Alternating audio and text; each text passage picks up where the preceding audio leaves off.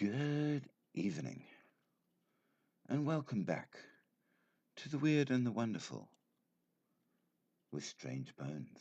That's me. And I hope you are ready for another installment of the strange, the supernatural, and the paranormal on this rather chilly evening. I hope that you are suitably warm and that, like me, you have a decent cup of coffee. Welcome, Matthew. So, as we get started on the live, I remind you that we only have one rule on this live, and that is be polite. If you are not polite, we will give the boot. But other than that, you may agree or disagree, believe or disbelieve, any such things as you might personally fancy.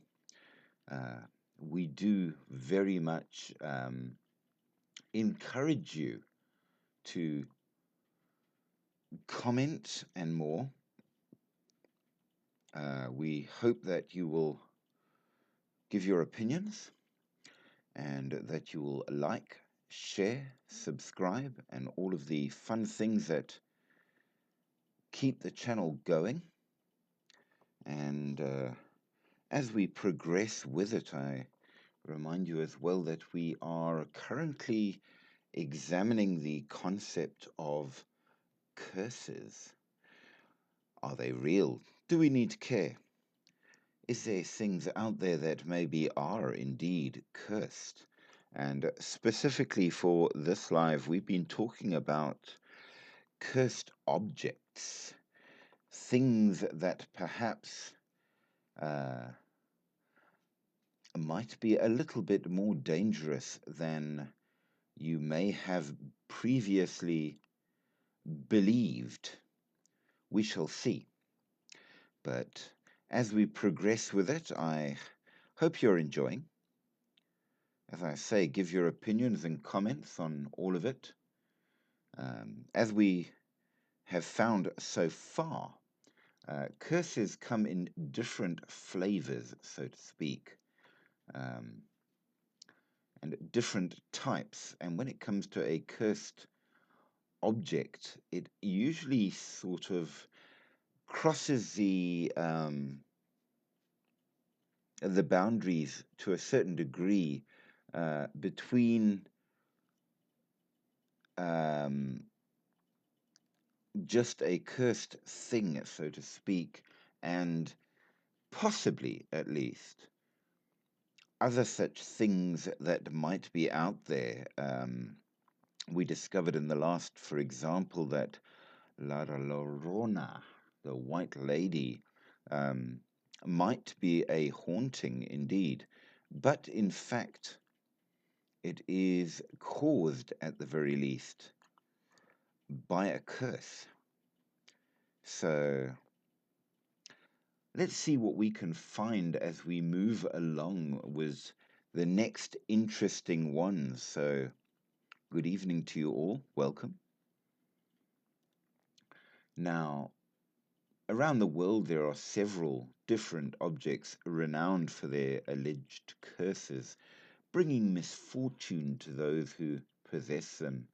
And we have looked at a couple of them, such as the Busby Stoop chair, the Hope Diamond, and more. And in the last one, we started to have a little look at a thing called the Dybbuk box, which was a notably Jewish cursed object, but cursed because it contained within it some form of malevolent spirit, or at least so they said. So perhaps, but we are now going to have a look at another of these curiosities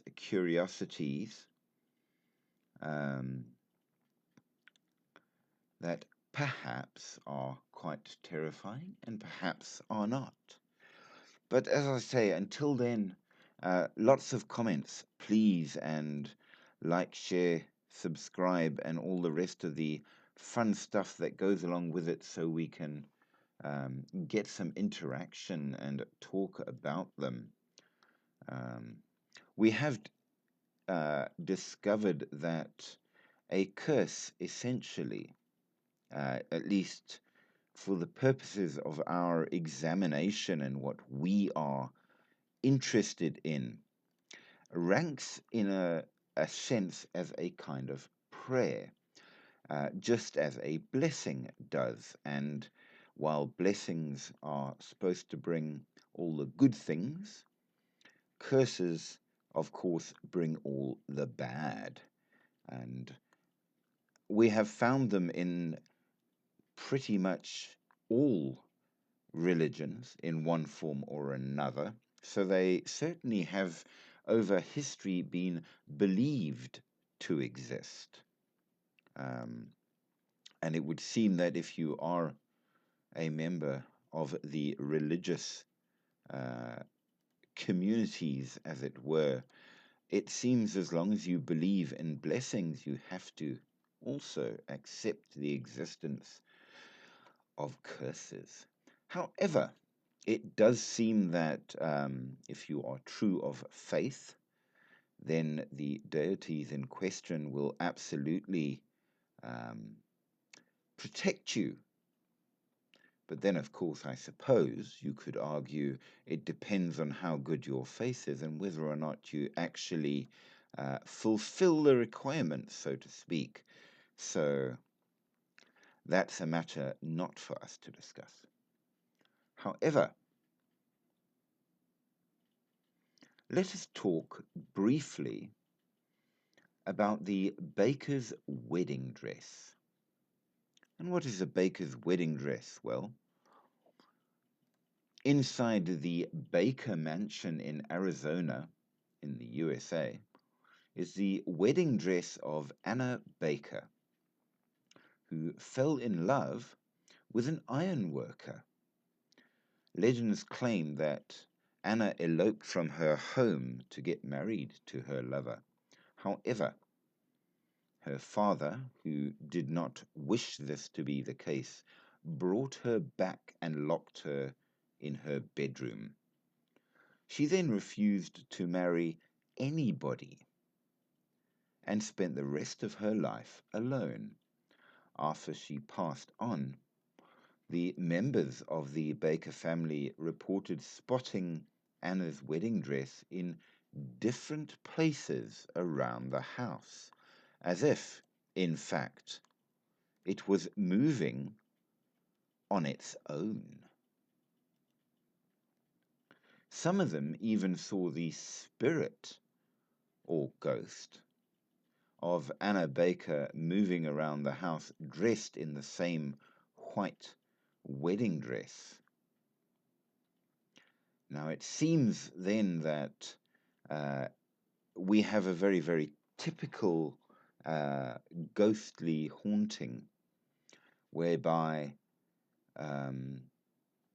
the ghost was so emotionally invested in her wedding, which she never got, that she remained as a ghost, however, was sufficiently powerful that she was able to haunt not a place necessarily, but rather an object, that of her wedding dress. And therefore, the object, does it count as cursed? Or does it count purely as a haunting? That's a very interesting question, and one which perhaps is rather difficult to answer, dependent on your point of view, but a very tragic story nevertheless. Now, our next one, which I think perhaps you might find more familiar, at least, is another doll. Now, we, in our last live, spoke at length about Robert the doll, which really and truly was one of the creepiest of stories, and it seemed was quite malevolent. And our next cursed object to consider is yet another doll, but one that we know, the Annabelle doll. We all know who Annabelle is.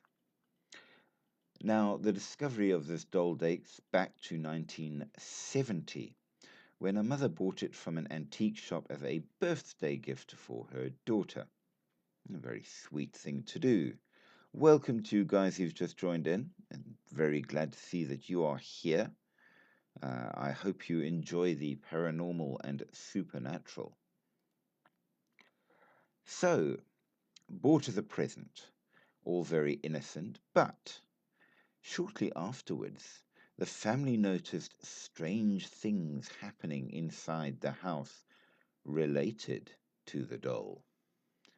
The family then called for the help of renowned psychic investigators Ed and Lorraine Warren, who discovered, in whatever means that such people do, that the doll was possessed by the spirit of a 7-year-old girl named Annabelle Higgins, who had been brutally murdered. This doll is now in the Cult Museum in Connecticut. And what's even more interesting about this Raggedy Ann doll, which is a fabric doll, is that, of course, it has featured in a number of movies. And therefore, I suppose we can say that it has gained popular fame. But what is the actual story behind it?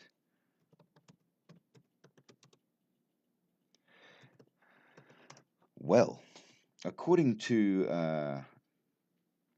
at least the claims, which may or may not be true, we shall have to discover the same.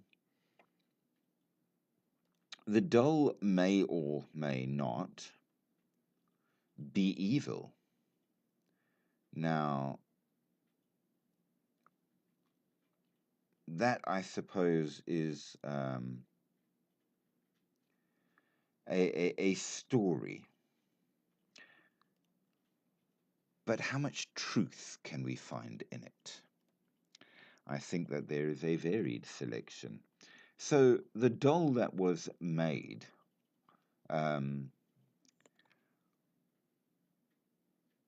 it made its initial burst onto the scene, as it were, in the movie, which I think a great many of us did in fact see. Came out, I believe, in around 2014. You may correct me on that. And in the story, at least, there were a number of things based on truth that may or may not have entirely been true. So it started out with The Conjuring. Now, according to varying stories, Dan Riviera, a paranormal investigator, died in a Pennsylvania hotel while bringing the doll on a national tour on behalf of the New England Society for Psychic Research, a group funded by the late paranormal investigators Ed and Lorraine Warren, who, again, they were involved in the Amityville House, you may recall, and similar such things. Now, in the case of this particular gentleman, Dan Riviera, the cause of the death has not been released, though the Adams County Chief Deputy Coroner, Scott Pennewill, did in fact say that there was no specific concerns with the death at all. There was nothing suspicious, so perhaps we have nothing to worry about. However, until the move of the doll to the Occult Museum in Monroe, which was started and owned initially by Ed and Lorraine Warren, and which is now closed to the public, it obviously came from somewhere. And the from is this. In 1968, a nursing student was gifted a Raggedy Ann doll, which she brought back to the apartment she shared with a roommate. The roommates subsequently noticed strange occurrences with the doll before the medium told them that it was inhabited by the spirit of the young girl, Annabelle. The two roommates tried to accept the doll's spirit and please it, only to have it reciprocate with maliciousness and violent intent. The Warrens, when they investigated, said the doll was demonically possessed and removed it from the house. The couple then encased it in a glass box to contain the evil-spirited entity. Now, in the 2013 movie The Conjuring, based on the Warrens' real-life investigation of the Perron home, it gave a basically similar backstory. They changed the doll from a rather cute-looking Raggedy Ann cloth doll into a porcelain doll, which looked far more eerie. I suppose just for the movie, you've got to make it look a little bit more exciting in that regard. Make of it as you will, I suppose. The first Annabelle movie, a man named John gives his wife Mia a doll as a gift, and the doll becomes possessed only when cultists break into the pair's home and attempt to off John and Mia. And although the cultists wind up no longer with us, so to speak,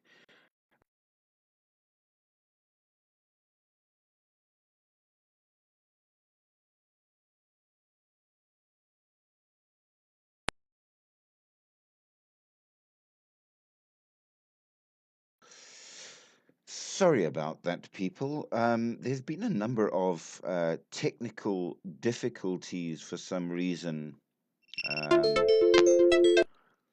with this connection. And every time it happens, I do apologize. It makes my live video freeze, but I am here. I do apologize for the frozen video, but we'll carry on regardless. I don't know what the story is or why it's doing it. But we shall at least attempt to continue. Welcome, welcome to if you've just joined. So, in the story, the blood of one of the cultists, Annabella Higgins, lands on the doll and it becomes paranormal, possessed, and eventually fully evil.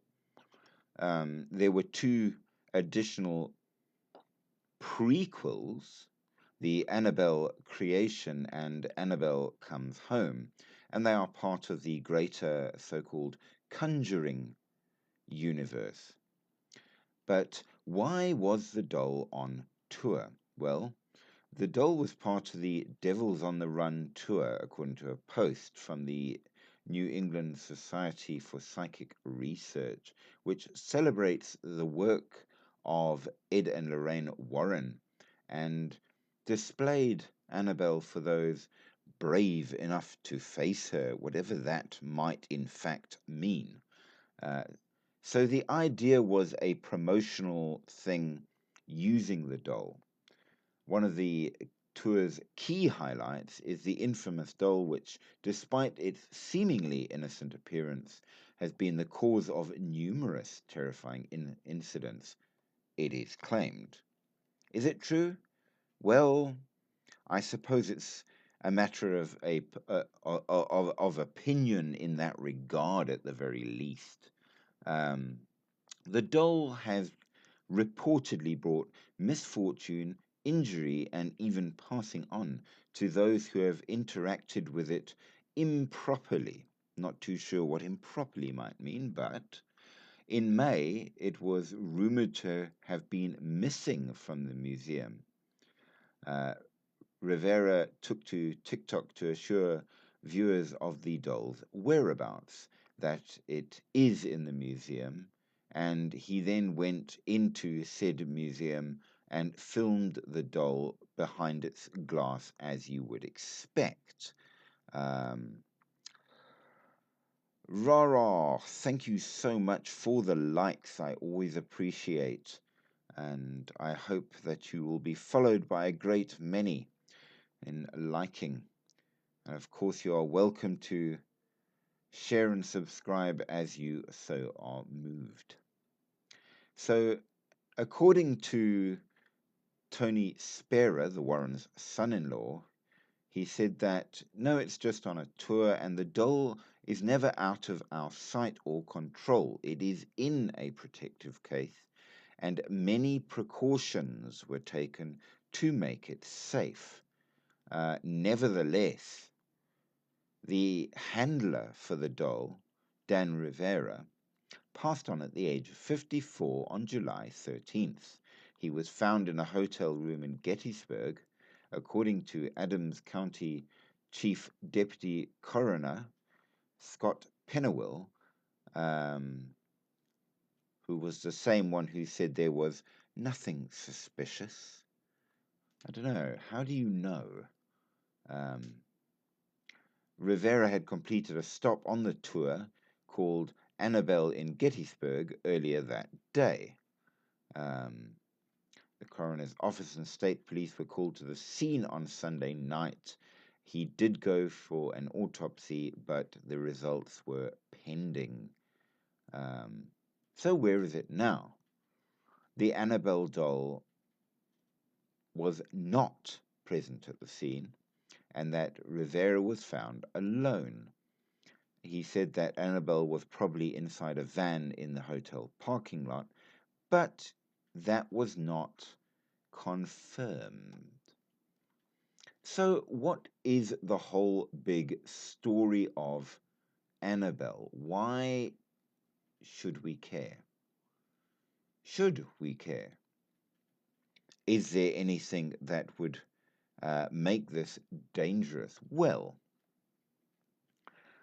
in terms of, I think it would be fair at least to say that if the doll really is that cursed, perhaps in fact they shouldn't have been waving it around and taking it all over the place. I do recall in my research finding points where they said there was a priest on the tour as well, and that there were varying things like crucifixes and what have you on hand for use when handling the doll. But even then, I can't help but feel that it was a foolish and possibly unwise thing to do entirely. If a thing really, really is that frightening and possessed, maybe you shouldn't be dragging it round the country to wave at people. I don't know. What's your opinion on that? Please let me know what you think. I can honestly say that unless I really had to, I don't think I would want to be poking around with a doll like that. I will, however, say this. Besides that one instance, all of the stories of the misfortunes and malevolence that the doll is supposed to have done There was no specifics given except for just that one, which is in stark contrast to the doll Robert from our last live. Hey Karina, welcome. So glad you could join us again. So I can't help but feel that maybe this doll is more movie than not. But that's just my opinion. Now, the next interesting cursed object is, well, I'm going to say it's one that's a little bit odd. Something I would not have expected. We can imagine dolls being haunted. We could imagine famous jewelry or gems being haunted. We could imagine even perhaps weapons or armor or similar being haunted. But the next haunted item is really weird. I refer to the Tallman bunk beds. Beds? Well, yes. In 1987, Debbie and Alan Tallman purchased bunk beds at a second-hand store for their 2 children. After bringing the bunk beds home and installing them, they seemed to be perfect and they were very, very happy. However, much thanks for the likes. You are such a wonderful, wonderful person. I do appreciate. After they had been home for a while, the children reported seeing an old woman with black hair wandering around their room. When Alan went in and confronted the entity, mostly, it must be said, to make the children feel better, he found that, as a matter of fact, their stories had some truth to them. The entity, whatever it might be, started to stalk Alan. He would see visions of fog and flames and hear disembodied voices. The children also claimed to have seen glowing red eyes, and even a local minister that came in stated that there was a demonic presence in the house. The activity at the Tallmans led to the story being featured in the 1988 episode of Unsolved Mysteries. All that we know is things got worse and worse and creepier until eventually Alan, who had had quite enough, thank you very much, completely destroyed the bunk beds, and from what my research says, he burnt them. And thereafter all activity reportedly ceased. So perhaps fire is indeed a way to purify. I shall leave it to you to decide. Give your comments on that one. The next interesting story is the woman from Lem. Now, Lem is a place. I did not know this. Now you do too. It is in Cyprus. Where exactly, I'm not entirely certain, but nevertheless. It is a fertility statue carved from limestone, probably made around 3,500 years BC, which makes it pretty old. It was found in Lem, hence the name, in 1878. Now, after a man named Lord Elfont came into possession of this particular statue, he and his entire family abruptly passed on. That's a total of 7 unexplained death. Now, the next two owners and their families also passed on. The final owner, Sir Alan Beaverbrook, passed on along with his wife and two daughters after purchasing the statue. His sons, however, survived and very, very quickly, and I would say kind of wisely, gave the statue to the Royal Scottish Museum. The statue continued its reign of terror there, and after a museum curator abruptly passed on, it was stored very, very carefully behind glass and has remained entirely untouched. Fortunately, thereafter, the abrupt passing ons did stop. So it seems that when you have such things, the wisest answer, in fact, is leave it the heck alone. But for a more modern one, and this is a fairly cool story. So I know, for example, that some of you who have joined are car addicts. I recognize a few of you there. So this is about a Porsche 550 Spider, a very, very swanky car. And this particular one was owned by James Dean. Now, in 1955, James Dean tragically passed on in a car accident while driving his Porsche 550 Spider, which he had nicknamed the Little Bastard. He had been driving it to a race when the crash occurred. A week earlier, actor Alec Guinness had warned Dean that there was something evil about the car. Now, Alec Guinness, as we know, was quite a serious fellow, as well as being an excellent actor. So for him to make a statement like that is unusual and would have to be taken fairly seriously, but James Dean did not. Now, the engine and the transmission from the Spider were placed in two different cars after the crash, both of which thereafter crashed. The driver of the second car passed on in the accident.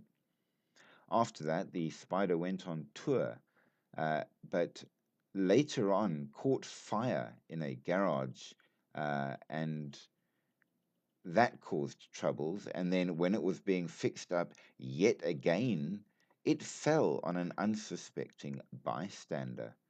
Now, it seems that in the last 60 odd years, nobody has seen the vehicle anywhere, and so the story of the car and its curse remains a mystery.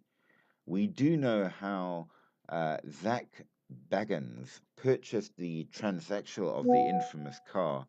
Zak Bagans has a museum of the paranormal and supernatural things, and it is displayed in his museum, but it seems we know nothing more about it.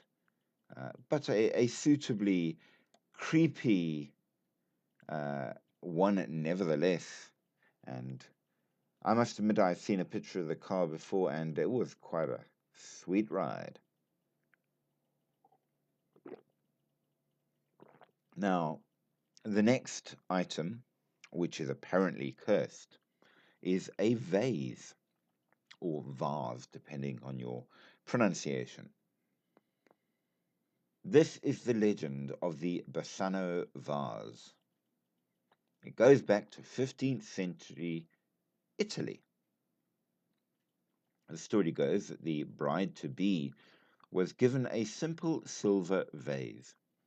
No one could find her for her wedding ceremony, however, and this alarmed people, and they started searching, her future husband especially.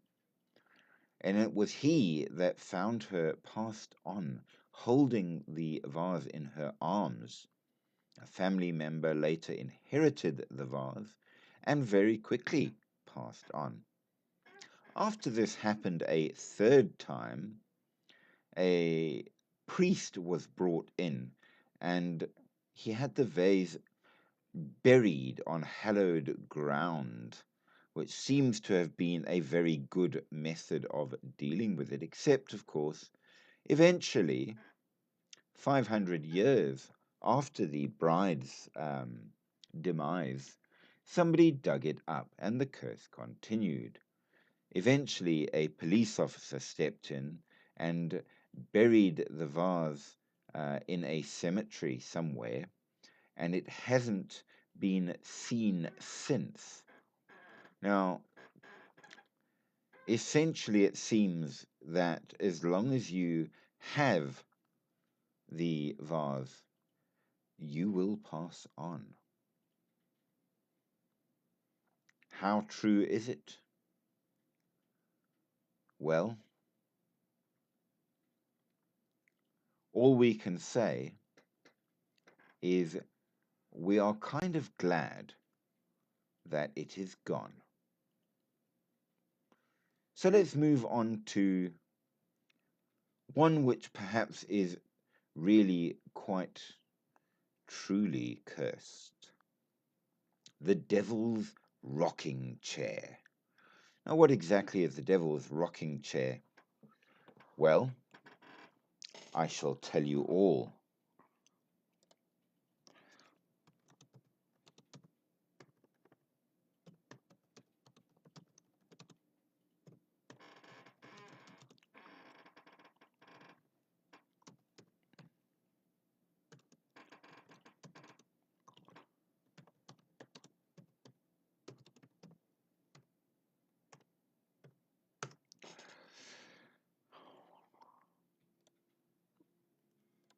So, just put that up quickly so that people do know that I'm making a small attempt to rectify the issue.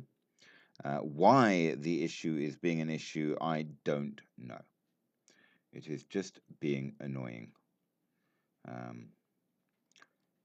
So we must make of it the best that we can.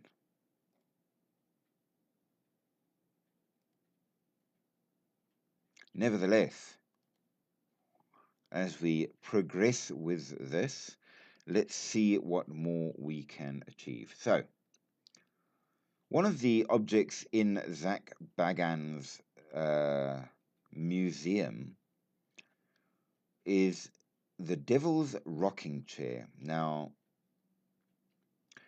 its history and its first owner is unfortunately a mystery. But we do know it became owned by the Glatzel family somewhere around the 1950s. Much thanks for the likes, and I do apologize for the frozen video.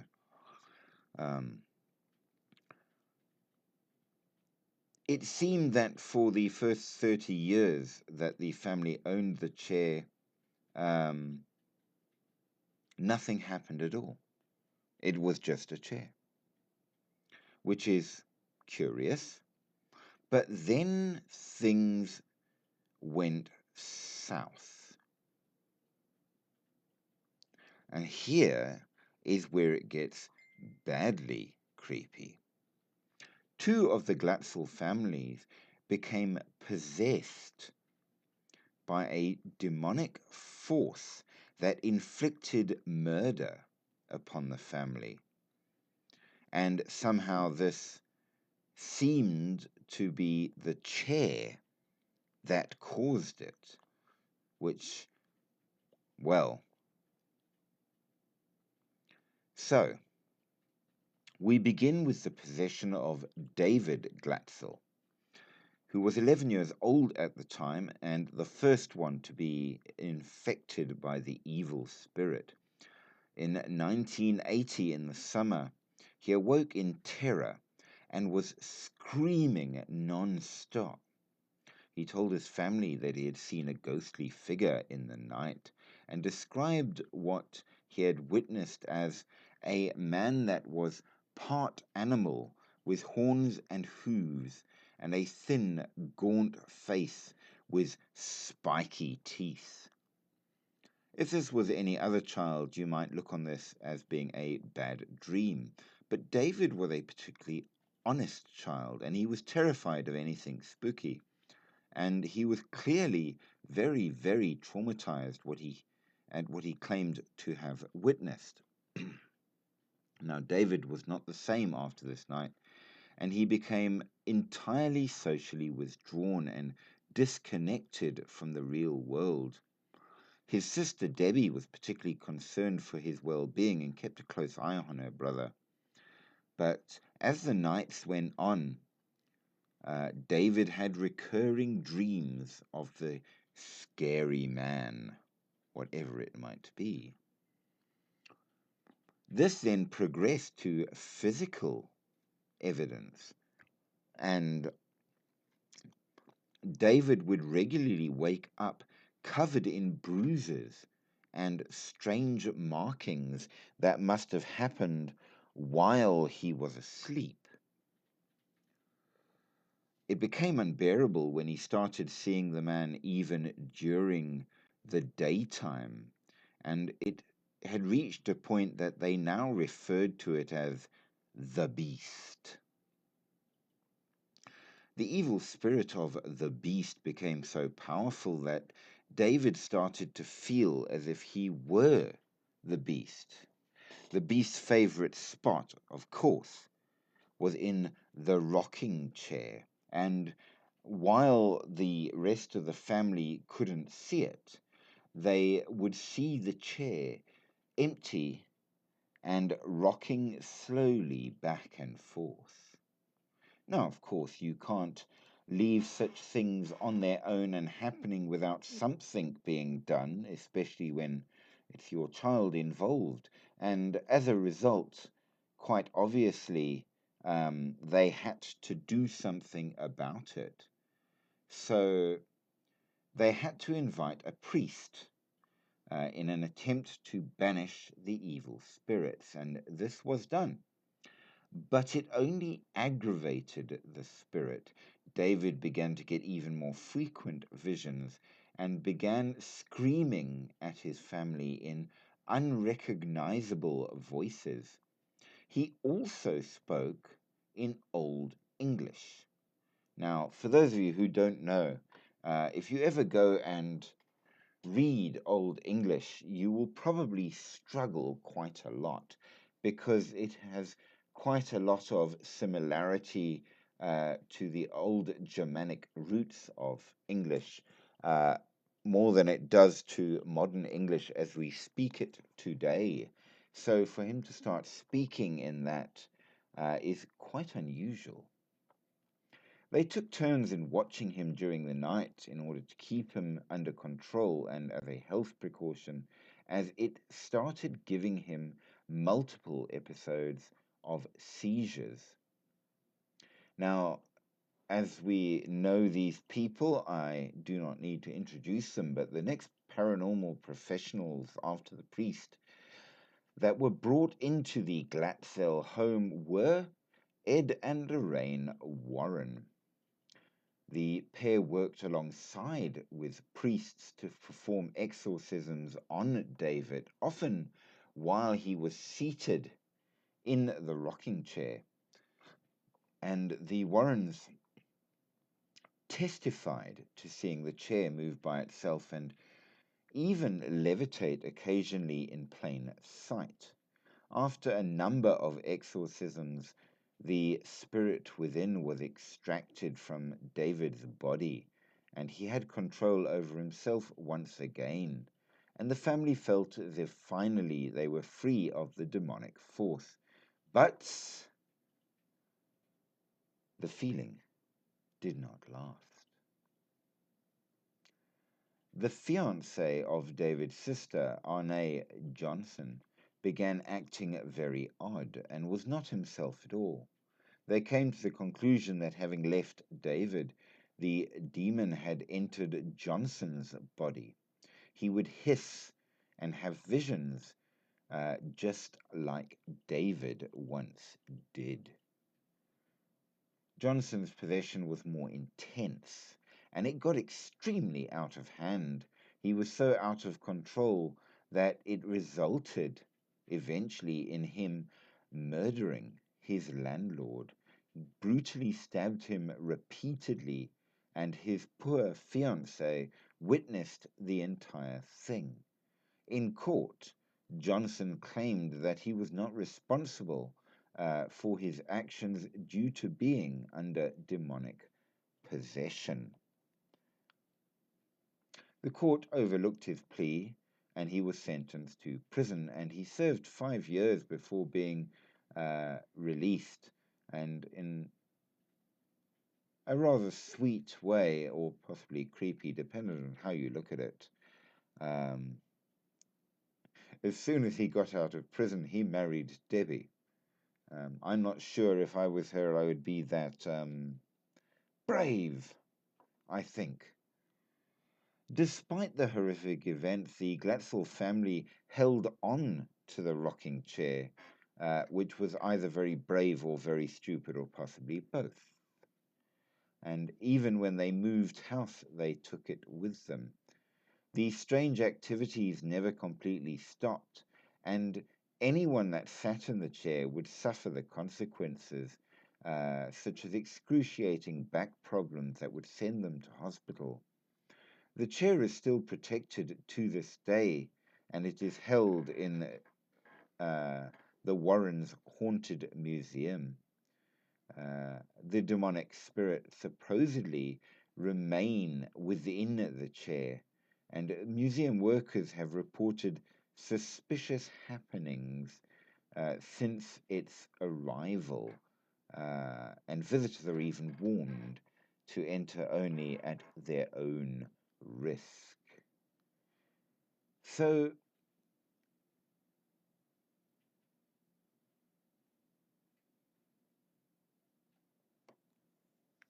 it caused everything up to and including murder, they say, but kept it? Well, this again is a crossover between a curse and what is really a possession of some variety, which is quite interesting. What it was possessed by, I suppose, is not as easy to answer, but I suppose we must conclude that it is indeed a cursed object, and I would not advise you sitting in it. Is it real? Is it not? Well, I shall leave that for you to decide. What other interesting things can we talk about? Well, when it comes to object, there are a number of things which, by and large, count as being particularly creepy. And I suppose that we do need to consider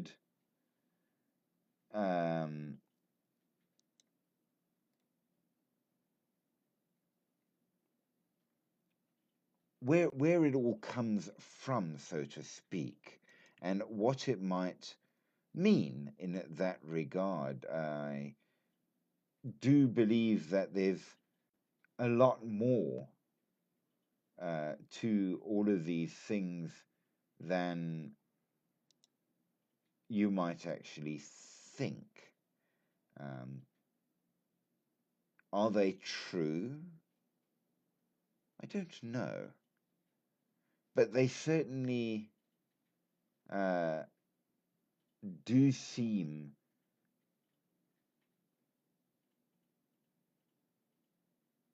at least worrying in that regard. So perhaps we ought to be a lot more careful in terms of what we poke. So as we progress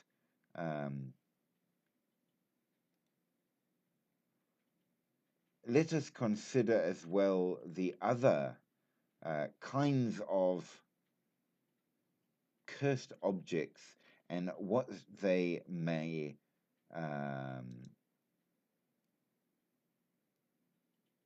mean in that regard, and why. So, numero uno, national parks. Now we know it is a legal reality that you are not allowed to take items from national parks. This is to preserve the environment, and very reasonably, and so on and so forth.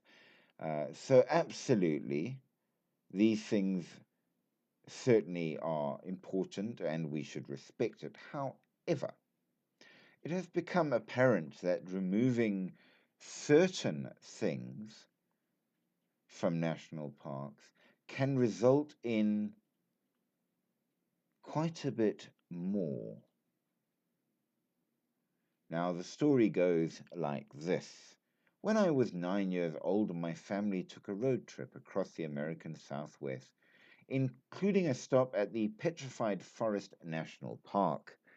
Over the previous week, I had already acquired quite a few souvenirs, but the mysterious multicolored stones at the park caught my eye, and before I could ask, I saw the signs warning not only of the guilt and possible criminal charges that follow anyone who steals the stones, but also of the people who had taken them anyway and how they had lived to regret it.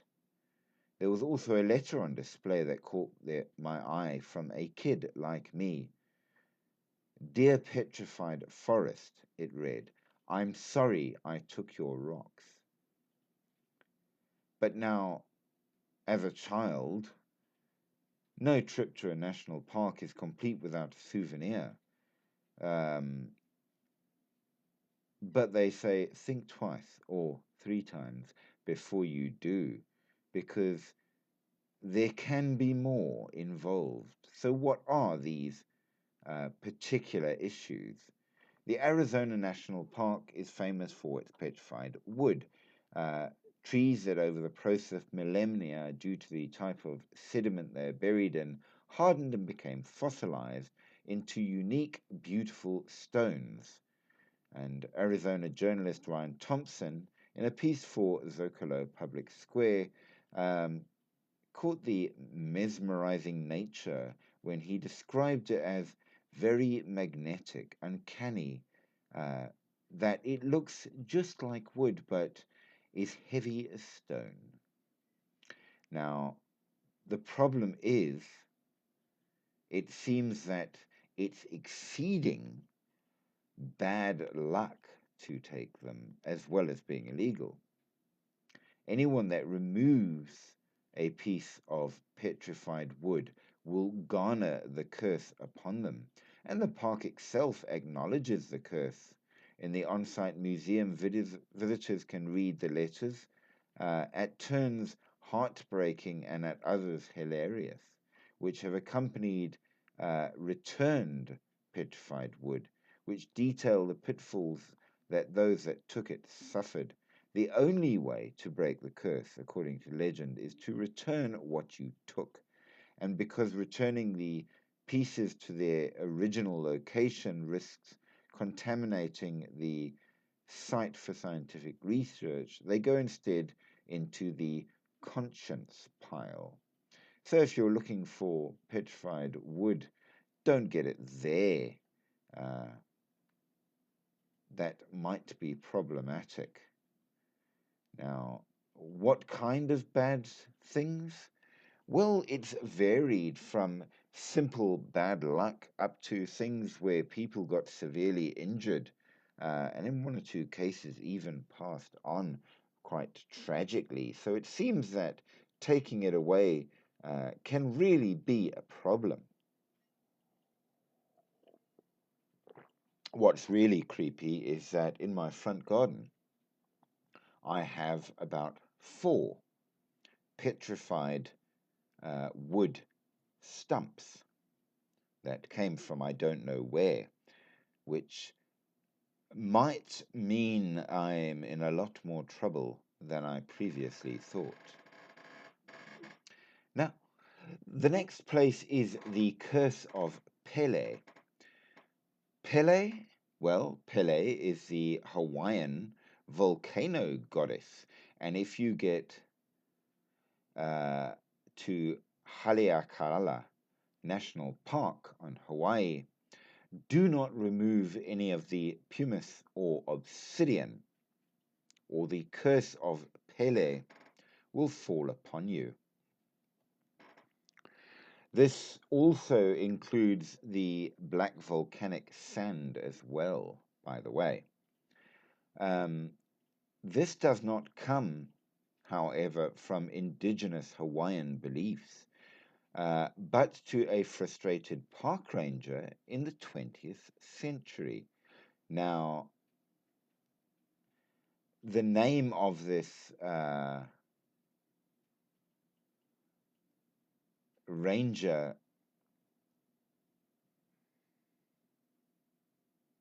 I'm not sure of at all. It seems to have been lost. However, this person was sick of tourists absconding with souvenirs and,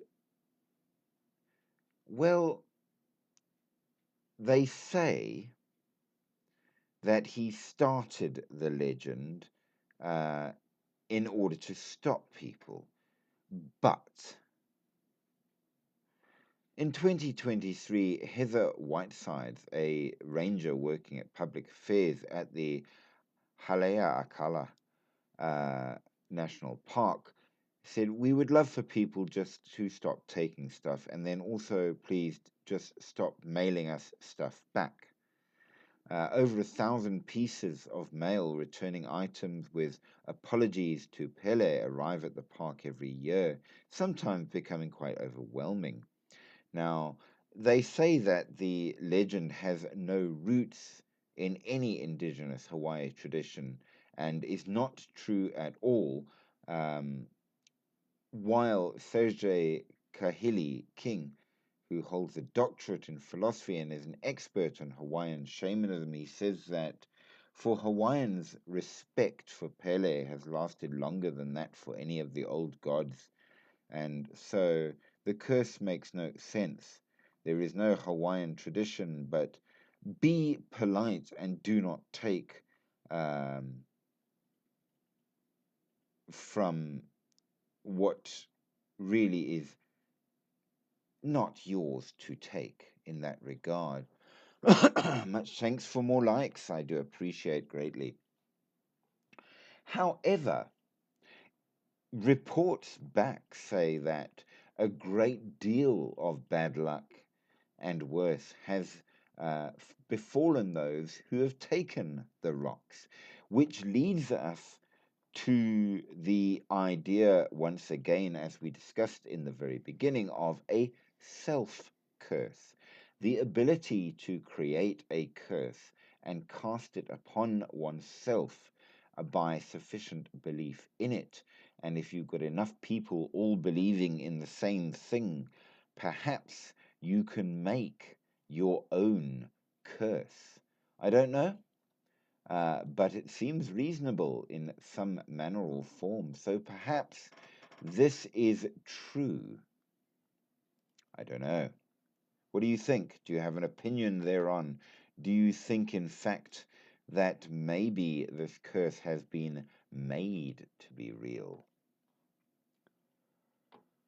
Now, of course, the next interesting one also involves rocks. It is the battlefield stones in the Gettysburg National Military Park, which is quite interesting. And we know that there has long been an association in American culture between ghosts, the macabre, and the Civil War, particularly because it was a very, very bloody war after all. So not surprising at all. And reporting have shown hauntings in Sharpsburg uh, dating from the Battle of Antietam. And there are no shortage of spooky tales relating to this terribly bloody chapter of American history. So it's not terribly surprising that the Gettysburg battlefield uh, has got a curse linked to it. It is the site of President Abraham Lincoln's famous Gettysburg Address, and prior to that, one of the worst of the battles in the Civil War. Today, the battlefield is the home of a national park with educational exhibits, memorial sites, and tours of varying varieties, and a visitor's center and gift shop. And you're more than welcome to purchase a souvenir from the gift shop. However, do not take anything from the battlefield. The stone curse holds that any item taken from the battlefield will bring you worse and worse bad luck. Um, and according to the company that manages the tours, those who've taken stones have faced divorce, debt, and even jail time after taking the stones. Much like other cursed souvenirs, the items must be returned for the curse to break. Um, Park Ranger Christopher Gwynn uh, confirms that Gettysburg often gets rocks returned, and the packages cite bad luck and regret for violating the law of taking things. That worried were not about the federal law breaking and the possible consequences, but because of the supernatural things. Now, of course, the curses uh, alone are not the only strange things around the battlefield, and there have been a great many ghosts and spooks uh, all around, in fact. So this is quite the place. Um, so perhaps you should be very concerned about it. But as we move along, we are going to talk about Okobamba. An old woman cured cholera in the 1820s, and yet now her grave is a cursed object. Why? Okobamba is a name that makes almost no sense to most Japanese people, but is feared by the locals of Chigasaki in the Kanagawa prefecture. And it refers to an old stone tablet that stands in the corner of the neighborhood of Enzo, and it is believed to hold a powerful curse. Originally, the stone or stele was fenced off in a small plot between houses, a bizarre sight that spawned supernatural rumors.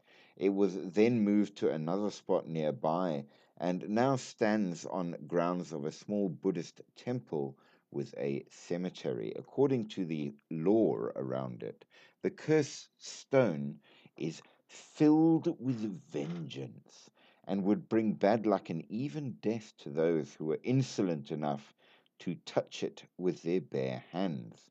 Um, but what was the real and original story, not just the urban legend?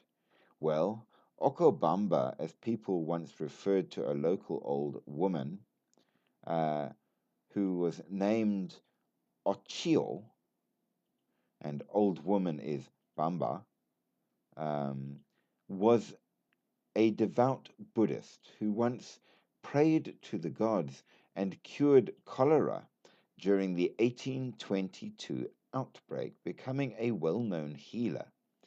The story is historically inaccurate, um, as cholera did not reach the area until much later. But so goes the tale. Lord Matsudaira of the Oki province was on his way home from Edo, which is now Tokyo, when he was struck by the korori, a fearful monster embodying cholera, along with dozens of his men. One of them, who had heard rumors about the Okobamba, fetched her and asked her to cure the Lord. After successfully treating Matsudaira, the old woman was rewarded handsomely and was given a special grave when she passed away without heirs or relatives. The stone survived the test of time. With its story half lost over the years, it came to be known as cursed, bringing bad luck and even cholera. Now, how do you get from healing to causing disease? Well, that's a pretty difficult one to answer. And the weird thing is, nobody seems to know. But it does show how much belief plays a part in curses. The haunted Akala Stele of Moria. Now, what are we talking about? Moria is a rural suburb 1 hour north of Edo or Tokyo. And it all began in 1975 when a local girl claimed to have seen ghostly faces on an old half-forgotten stele. Standing at the back of a community center adjacent to a cemetery, the stele depicts Akala, or Fudo Myo, a wrathful Buddhist deity, but its date is unclear, and it could be a century or so old.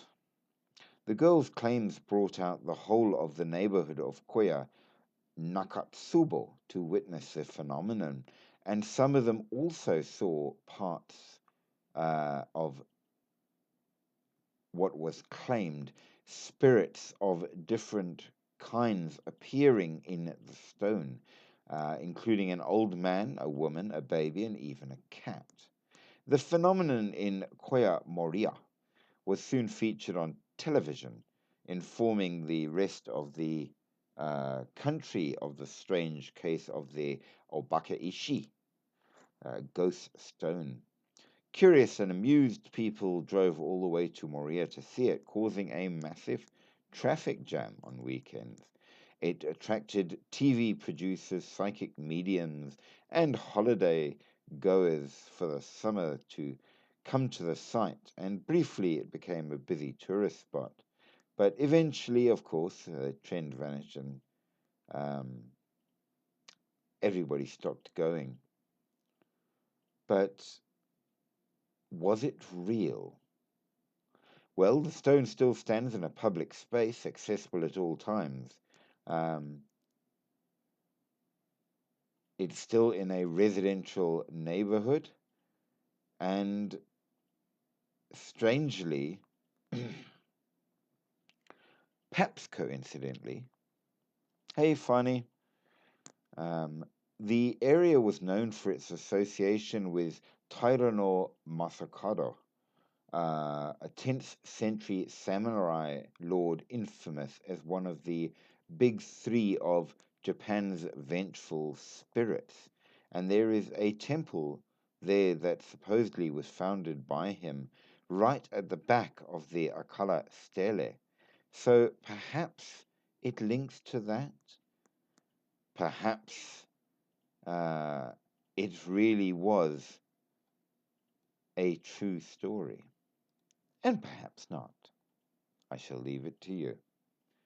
Now, here's a weird one that is not so much a curse in and of itself, but perhaps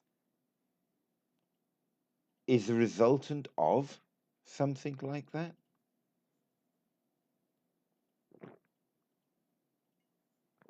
According to a fascinating bit of story, people in Iceland are very much getting into paganism and the old ways and more. And as a result, there are some strange things that have happened along with it. On the morning of April 2022, members of a New Age commune outside of Reykjavik woke to a freshly severed horse's head on a wooden pole pointed at their property. Any local who saw the grisly scene, blood-caked and mouth agape, would have immediately known what it meant. It was an Icelandic nithstong, a knifing pole, sometimes known as a scorn pole, a curse dating back to the Viking Age. It's believed to have been used as early as the 10th century, and it was basically aimed at hexing unwanted people. Now, this is one of the categories of curses that we spoke about before, whereby we said that some curses are from person to person, or person to people, or people to people, as opposed to other versions thereof.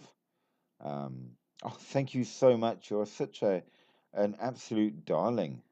All of these wonderful presences from Karina, who is a good and wondrous friend of the channel and of me, a great friend of mine. So this is a very real method of cursing. And apparently the self-described spiritual community of Solestrid was considered to be unwelcome in rural Kjalarnes. The bohemian congregations, plus the drumming ceremonies and group mushroom trips, were not sitting well with the neighbors, and it was actually Gusni Halldórsson, an avid equestrian living next door, who discovered the knifing pole that morning. He initially believed it was directed at him due to ongoing disputes with the Solestris. A day later, Halldórsson cleared it up on Facebook. We in Skrautholar have received an anonymous tip that the knifing pole erected in front of our house yesterday was not directed at us, they wrote in Icelandic. The action is against the activities of Solsetris and the alleged violence, mental and sexual, that the person in question claims to take place there. Those claims have not been proven, but Halldórsson did go on to say, we who live in Skrautholar and are part of a civilized society are victims in this case and end up there in the firing line. Knifing poles like this, however, have been popping up in Iceland more and more over the last few decades, and Anna Björk, CEO of the Museum of Icelandic Sorcery and Witchcraft in Holmavik, says knifing poles are pointed against someone you want revenge on, and it's considered to be deeply personal. She explains that it's more serious when directed at an individual as opposed to a larger entity, such as an industry or government. And Björk says that people take it like a death threat. The Curse of the Nithing Pole was born in the sagas, a series of texts uh, narrating Iceland's history through the legends of trolls, elves, and giants. Its earliest known mention is described in Egil's saga, written during the 13th century, about the family of Egil Skallagrimsson. These names are amazing. Don't you love how I'm mangling it? Apologies to anyone who is Icelandic. Egil lived between 850 and 1000 AD, and Egil went up into the island. He took in his hand a hazel pole and went to a rocky eminence that looked inward to the mainland, according to the text. He then took a horse's head and fixed it on the pole. Egil says in his namesake saga, "Here set I up a cursing pole, and this curse I turn on King Eric and Queen Gunhilda." He then calls upon the Landverter, that is the spirits of the land, the Alfa, saying, "This curse I turn also on the guardian spirits who dwell in this land, that they may all wander astray, nor reach nor find their home, till they have driven out of the land King Eric and Gunhilda." Egil proceeds to plant the Nithing pole, and the horse's head turns towards the curse, and cut a poem on the pole in runes expressing the whole form of the curse. These stories still reverberate from the bustling capital to the sleepiest fjords, and although most Icelanders don't take the folk tales about the island's earliest settlers literally, and though these sagas are generally accepted as fiction, they are supposedly rooted in true stories. Thomas Albertson of Eyrarbakki is a researcher of Galdur, which is one of the forms of Icelandic magic. You get a couple of types. And he collects books on sorcery, old manuscripts, and magic things in general, and including various scorn pole memorabilia. Albertson explains that the Nistrong is related to. Okay, brace yourselves for this one. Trinith, called a poem pole, and again to a Mararpol, a nightmare pole, which is from Sweden. So it has its base in the oldest of the law books. Of the references to the Nithing pole in Egil's saga specifically, Björg also confirmed, I think we can say that they were true. Certainly, one group in Iceland believes them in true, and a modern form of paganism called Asatruar Filar Gith, which the rest of us, because, well, say that 5 times fast, refer to as Asatru for short, is quite serious about Icelandic mythology. The sagas, in some ways, kind of serve as their scripture, if you will. And of course, paganism worldwide is gaining strength. So, Asatru aims to promote and respect the ancient customs and ancient cultural values, and to increase understanding and interest in folklore and old traditions.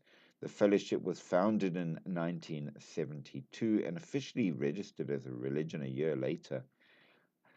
In 2017, about 45 years after it was established, the National Bureau of Statistics declared Asatru as its fastest growing religion. So, well, after Christianity, Asatru is the most followed religious organization in Iceland. So maybe there's something to all of this, but nevertheless, I do think that while you might believe in knifing poles, it's a a, a fairly awful thing to get a freshly uh, severed horse's head. Um,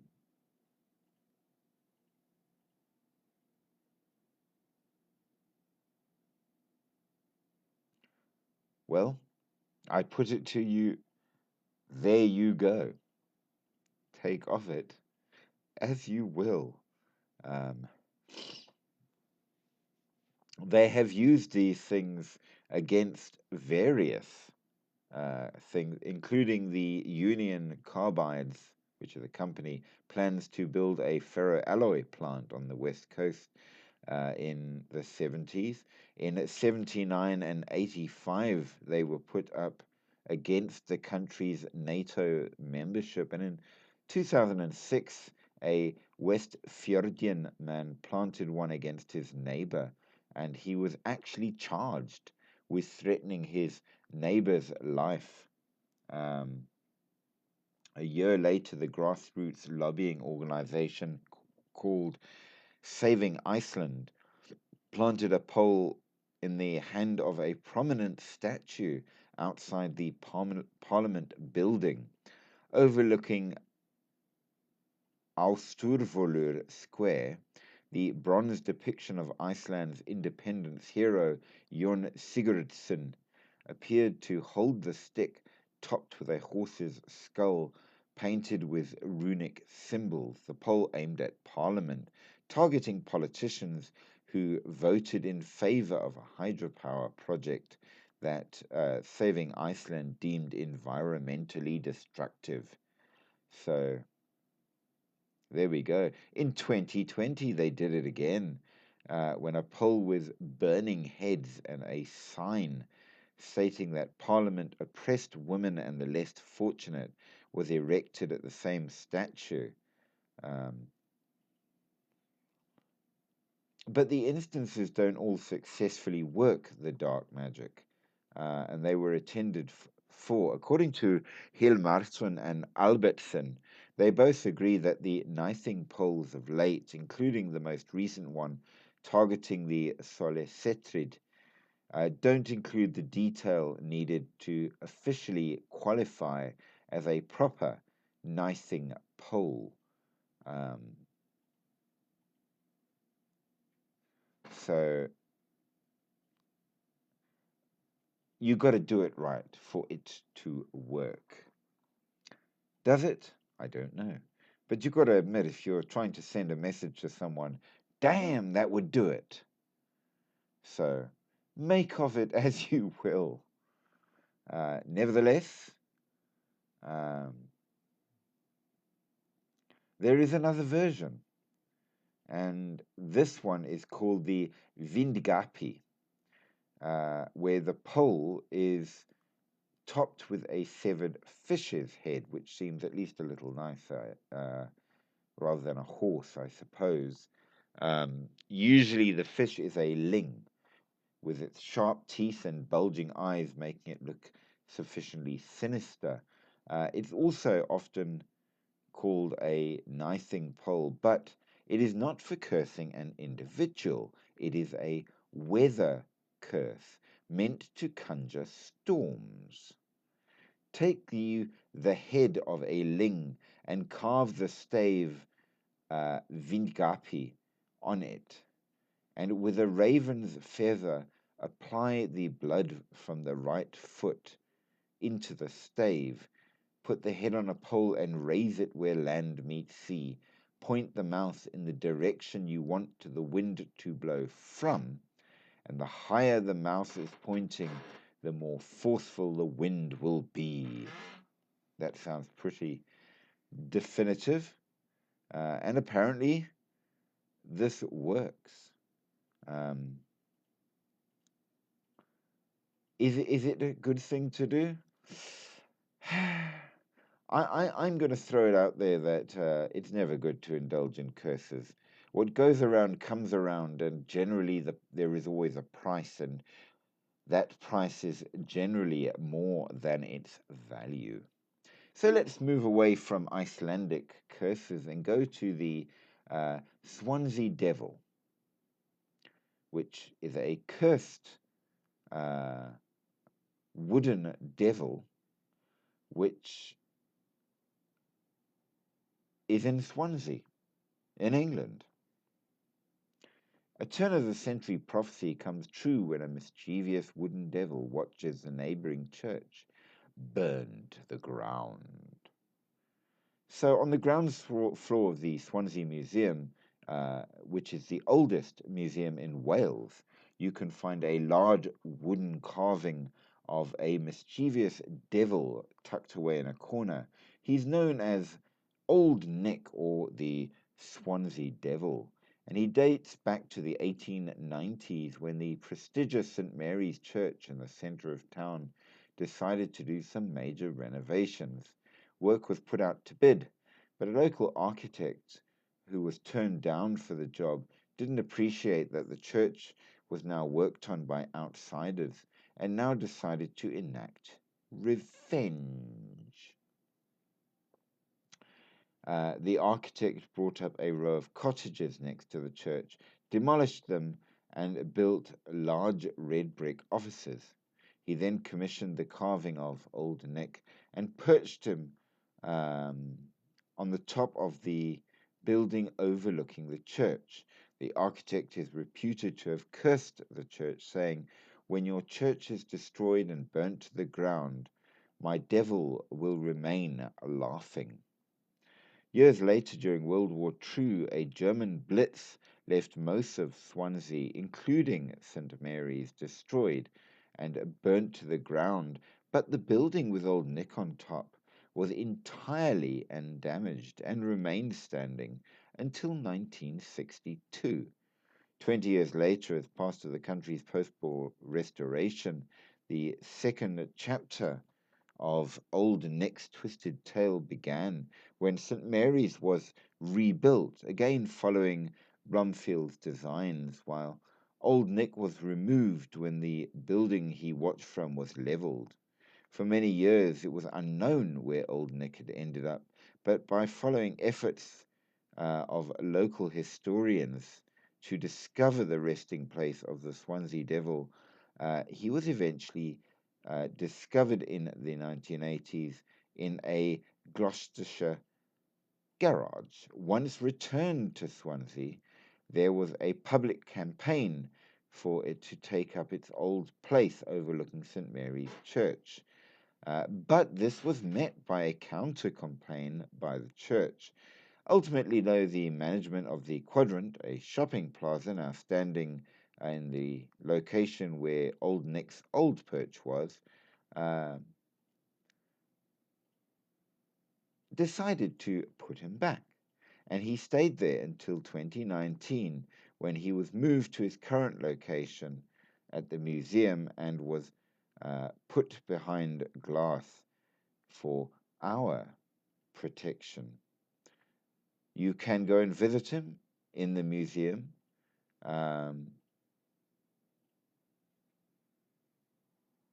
He's still there. And so for now, is the rebuilt church. Kohingam, the island of black pebbles. We are in Thailand, in the Koh Tarutao.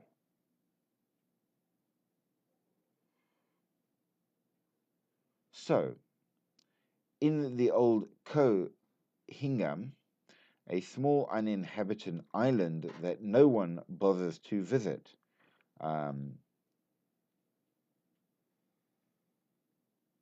there is a very strange story. There's nothing there but rocks, and they say that unless the gods decided to adorn the island with precious stones, nobody would ever want to go there. But according to Thai mythology, the gods did. Precious because the gods, or precisely Tarutao, a Thai deity, is said to place a curse on the island. Second kind of curse from deity or supernatural power down to people. Any visitor who will dare to take even a pebble off the island will be cursed forever. Contingent curse. Every year, the National Park Office that manages the island receives dozens of these stones returned via mail. You see, the stones of Koh Hingham must stay there or else.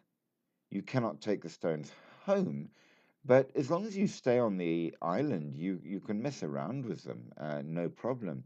And Thai people often make miniature chiris and kneeling in front of them lay out their most ardent wishes and prayers. Those of you who don't know, chiris are those Thai sort of statue type things that are used in their religion for prayer.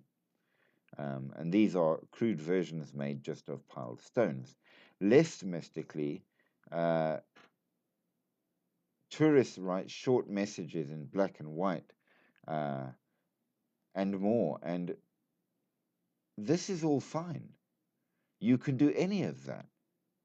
But if you take a stone, it's going to go bad. Just so you know. The next interesting place is a cursed swimming pool. That's another one that's very odd. In the 1980s, people of Barcelona would flock to the Castellnou pools for summer reveling and good old-fashioned fun. They would bus in from all over the province, and they would while away the hot days enjoying the two giant refreshing swimming pools, mini golf and a cafeteria, Olympic-sized trampolines, and all kinds of other recreationals. One year, damaging rumors began to spread like wildfire among the guests, and the gossip said the pools were not safe and were in fact downright deadly. Stories were backed up by tales of several children leaping from the top of the trampoline to their gory deaths, but nobody could properly identify who the boys were that supposedly perished. Despite the lack of evidence that anything did happen at all, word of mouth brought demise to this once bustling Goliath. After decades of abandonment and neglect, the pools are now a Golconda for graffiti artists, skateboarders, bikers, independent filmmakers, and, unsurprisingly for this channel, ghost hunters. Many parapsychologists say the place is teeming with supernatural activity, regardless of the unrelenting lack of any real evidence that anybody died there at all. But cursed or not, they are beautiful and decrepit.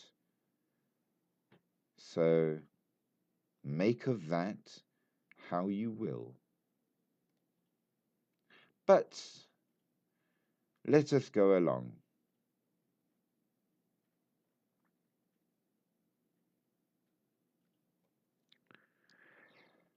Imagine stealing an artifact from an ancient Roman archaeological site only to have your life suddenly cursed. And this is exactly what happened with the ballista balls, massive stone projectiles used in ancient Roman warfare. After being taken from an excavation site near the Israel and Syria border, the thief experienced years of misfortune that included financial ruin and family breakdowns. Realizing the balls might be cursed, the thief anonymously returned them to the museum in Israel with a note apologizing, saying, "I stole them in July of 95, and since then they have brought me nothing but trouble." They have now become famous for their cursed reputation. So perhaps in terms of history, leave it where you found it. Now, the next one is, I believe, from Tibet. Not sure. Could be wrong. But, so, there was a fascinating Buddha statue, and it was around for 900 years, and nobody thought much of it until some scientists examining these ancient artifacts decided that they were going to X-ray it to see more, learn more about its composition. I don't know what scientists do when they do these things, but they do them. Only to discover that inside the statue was a self-mummified monk. This was in 2014 when the researchers scanning the statue found the perfectly preserved body of a Buddhist monk who had undergone a grueling process of self-mummification, an ancient practice involving years of intense meditation and a strict diet designed to prevent the body from decaying. But it doesn't end there. When the monk's body was examined further, researchers found ancient scrolls with mysterious messages hidden inside. The eerie preservation of his body and the secrets with him continue to baffle scholars, but it is said that you should not mess with such things, and that statue is probably not the only one. And if you interfere with the continued after passing meditations of such holy men, they may well return to sort you out. Well,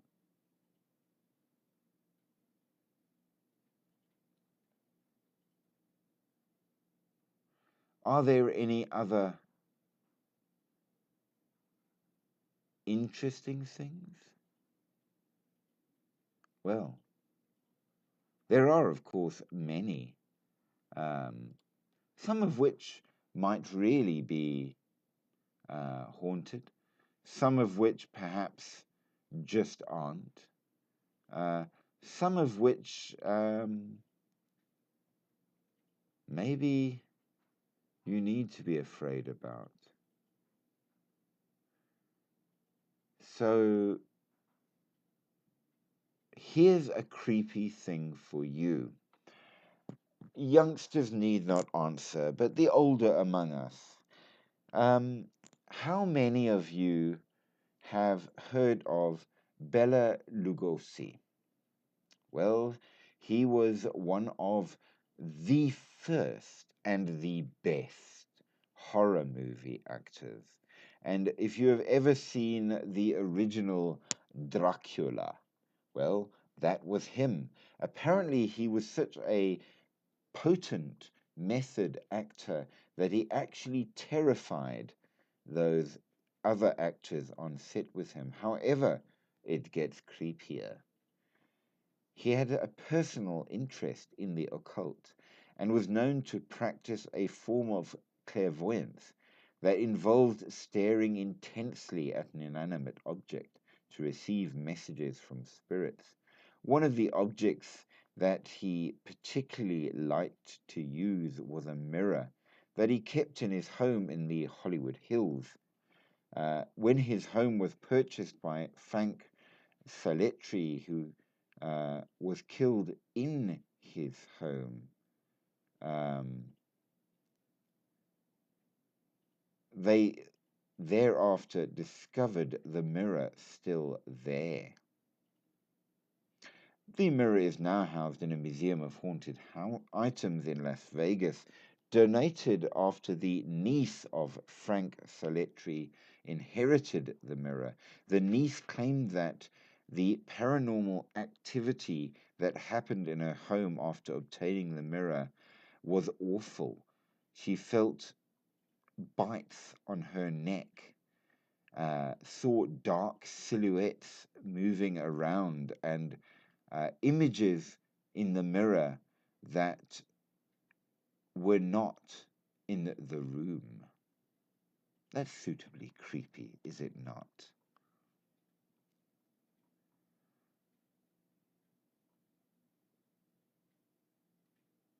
Now, of course,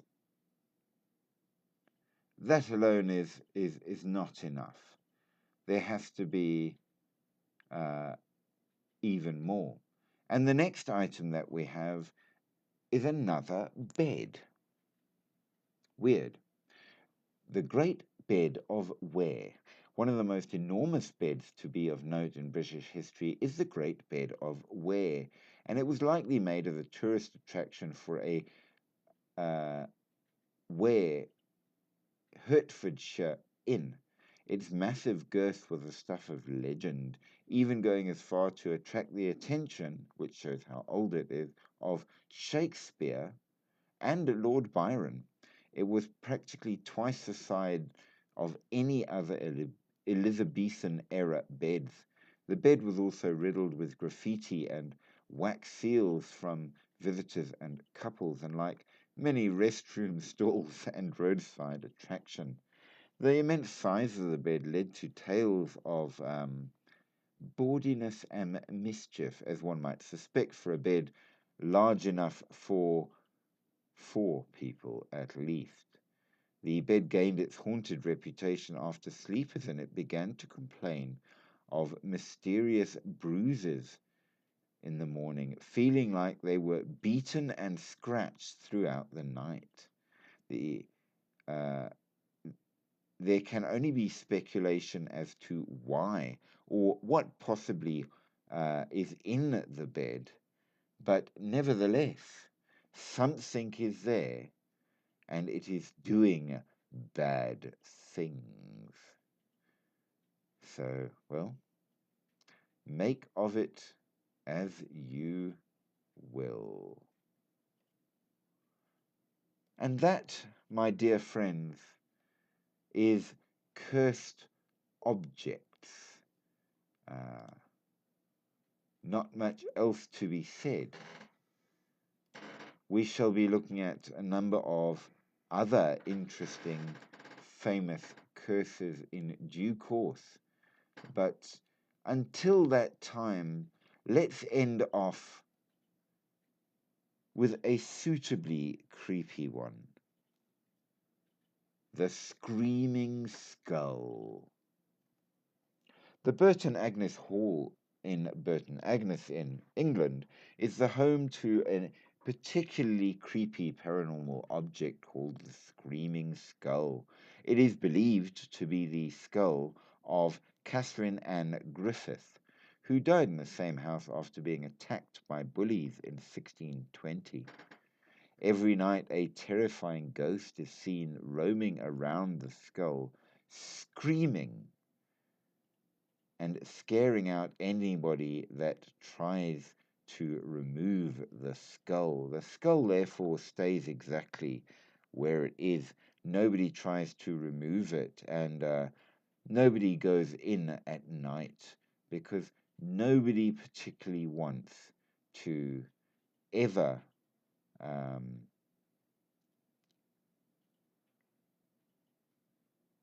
be the recipient of a scream. So I will leave things there. But it has been fun. I hope you have enjoyed it. I thank those who left so many likes for the great kindness that they did, and I sincerely hope that you all enjoyed it. We will be back tomorrow night with something else as we roam through the worlds of the supernatural and paranormal. But I think it is very fair to say that we are learning much, And it seems that curses are very real, and it is wise not to get involved in them, either using them or poking objects that may be cursed, simply because it can cause much grief. But on that happy note, I bid you all good night.